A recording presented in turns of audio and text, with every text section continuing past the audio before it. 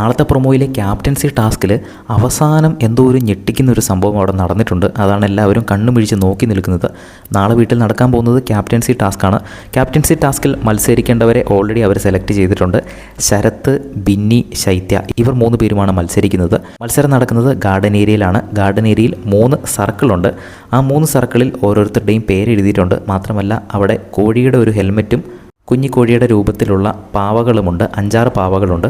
അപ്പോൾ ഓരോരുത്തരും അവരുടെ സർക്കിളിൽ കയറി നിന്ന ശേഷം സ്വന്തം സർക്കിളിലുള്ള പാവകൾ മറ്റ് സർക്കിളിലേക്ക് ഇടുക എന്നതാണ് ടാസ്ക് എന്നാണ് ഞാൻ മനസ്സിലാക്കിയത്. ഇങ്ങനെ ഓരോ റൗണ്ട് കഴിയുമ്പോഴും ഏറ്റവും കൂടുതൽ പാവകൾ വരുന്ന ആ ഒരാൾ ഔട്ടാകുമായിരിക്കും.